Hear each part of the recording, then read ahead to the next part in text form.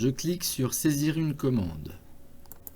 L'application s'ouvre sur l'onglet Identification d'un nouveau projet de bon. Si je suis rattaché à un seul service émetteur, les services à 6 lettres, ce dernier est automatiquement renseigné, ainsi que le circuit de validation et le parapheur. En revanche, si j'ai accès à plusieurs services émetteurs, l'application ne saura lequel choisir. Je vais donc aller le sélectionner parmi ceux auxquels j'ai accès.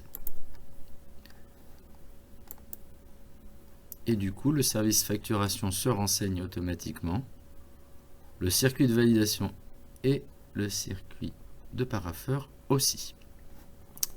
Je ne saisis pas ici de service gestionnaire, ce sera fait ultérieurement dans les lignes de commande. Je peux ici cocher urgent si je veux filtrer cette commande plus facilement dans Cedit. En revanche, cocher cette case ne modifie pas le délai de traitement, les alertes ou le circuit de la commande. Je vais renseigner un objet global, clair et précis, sans sigle, sans abréviation, sans code de référence.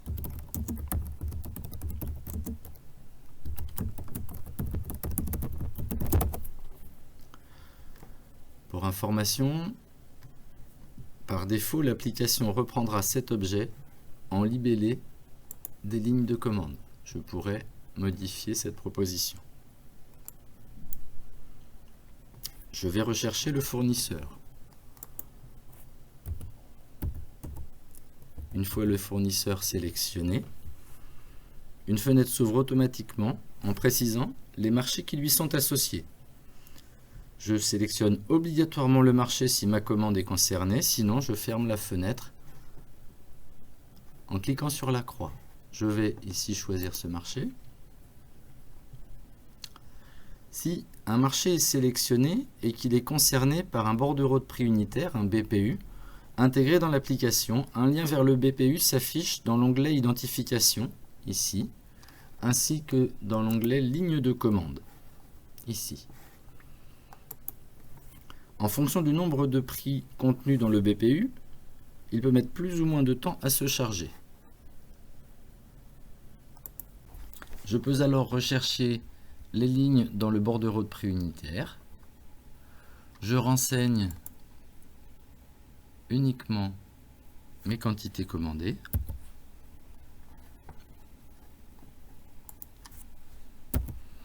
Ensuite, je clique sur Ajouter les lignes sélectionnées à la commande. Je confirme que je dépasse les quantités prévues au bordereau. Et l'application a créé, ajouté 2 lignes à ma commande. Je peux refermer mon bordereau de prix et ici je vois que j'ai 2 lignes qui ont repris le détail des prix unitaires, la TVA, etc. du bordereau de prix et les lignes sont créées. Je renseigne le numéro de devis si besoin lorsque ma commande est effectuée sur la base d'un devis. Cette information sera imprimée sur le bon de commande. Je recherche ensuite l'adresse de livraison à l'aide de mots-clés. Par exemple, je tape DEC et l'application me propose l'adresse de la déchetterie base Nord ou de la gestion des déchets. Je clique sur l'adresse que je souhaite sélectionner. Ensuite, nous arrivons sur la page des délais des dates. Pour indiquer le délai de livraison, je saisirai une ligne de commande sans montant, ici dans les lignes de commande, plutôt que de renseigner un champ dans la partie date. En effet, aucune des dates qui figurera ici ne sera éditée sur le bon de commande. Ensuite, mon nom, mon numéro de téléphone et mon adresse mail se renseignent automatiquement. Je renseigne le code de regroupement qui correspond aux modalités de mise en concurrence, devis ou publicité.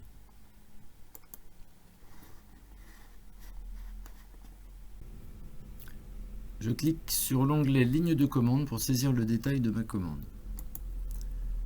Les 2 lignes créées grâce au bordereau de prix unitaire sont présentes ici. Maintenant, je vais créer des lignes supplémentaires. Si toutes les lignes que je crée contiennent et font référence à une même nomenclature d'achat ou une même imputation, je peux renseigner ces valeurs dans la partie valeurs par défaut en cliquant sur le petit triangle rouge.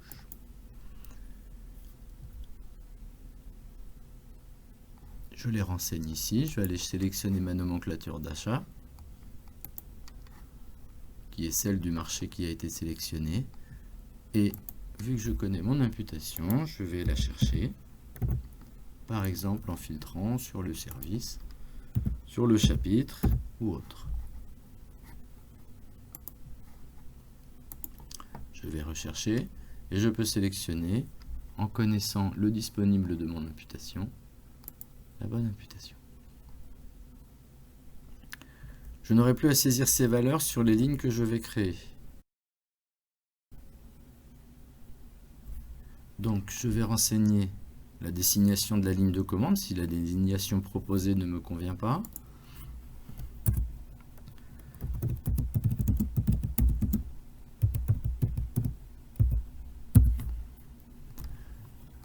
Je vais renseigner la quantité, le prix unitaire, la TVA, et puis je clique sur Ajouter. L'application me crée ainsi une ligne supplémentaire, s'ajoutant aux deux lignes existantes, qui contient une imputation, un libellé que je viens de saisir et des informations. Je peux créer d'autres lignes en procédant de la même manière.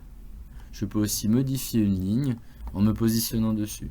Ici par exemple, les deux lignes que j'ai créées grâce au bordereau au prix unitaire ne contiennent pas d'imputation. Je me positionne dessus et ici je vais pouvoir choisir mon imputation. Je filtre comme je souhaite.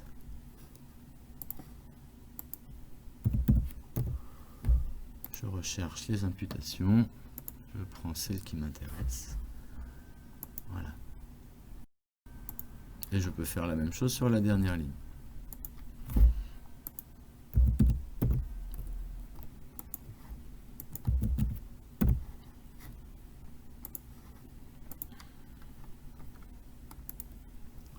Et voilà. Je peux saisir des lignes sans quantité ni prix afin de saisir des informations à destination du fournisseur. Par exemple, des délais de livraison, des consignes, un lieu de livraison particulier.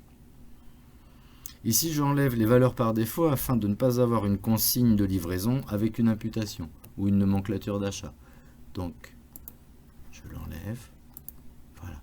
Vous voyez qu'ici, je n'ai plus d'informations par défaut au niveau de ni imputation, ni nomenclature d'achat.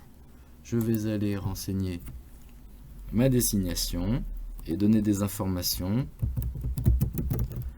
qui seront imprimées sur le bon de commande et transmises au fournisseur.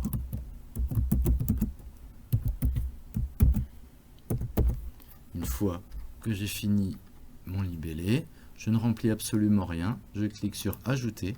L'application va me créer une ligne d'imputation, une ligne de commande sans imputation, et je peux enregistrer ma commande. Si ma saisie n'est pas finalisée, je ne valide pas la saisie à l'aide de l'icône Valider la saisie, et je pourrais revenir compléter ma commande ultérieurement en allant dans mes tâches à faire. Si aucune ligne n'est valorisée sur ma commande, le projet de commande apparaît dans mes tâches à faire mais n'apparaît pas dans mes commandes à traiter. Ça devient une commande qu'à partir du moment où j'ai valorisé une ligne. Si ma commande est finalisée, je clique sur Valider la saisie et je confirme ma validation de l'étape. Cette icône devient grisée et le nom de la prochaine étape y est inscrit. En fonction du circuit dans lequel je me trouve, cette étape peut être validation direction si ma commande doit porter le visa de ma hiérarchie, ou visa comptable si ma commande est ensuite dirigée vers le comptable du SAR, service, appui et ressources. Une fois ma demande de commande enregistrée, l'application affiche en haut de l'écran une frise qui permet de suivre graphiquement son état d'avancement. La phase en cours est coloriée en orange. Une fois l'étape validée, elle passe en vert. Les étapes à venir sont en bleu. Dans la frise en haut de mon écran, l'étape saisie est passée en vert. L'étape visa est passée en orange. C'est devenu l'étape en cours. L'enregistrement de la commande a aussi donné accès à de nouveaux onglets, en plus de l'onglet identification et celui des lignes de commande ou celui du suivi. Un onglet analytique qui permet de visualiser ou modifier la ventilation analytique de la commande. Ventilation obligatoire sur le budget de la ville d'Orléans. Et un onglet référence qui va me permettre de visualiser les rattachements de la commande à un marché, une opération, un mouvement globalisé. Enfin, dans mon onglet Visa, l'étape saisie est passée en vert. Mon nom d'utilisateur est renseigné. Et l'étape en cours est maintenant la prochaine étape du circuit de validation. Le visa comptable ici.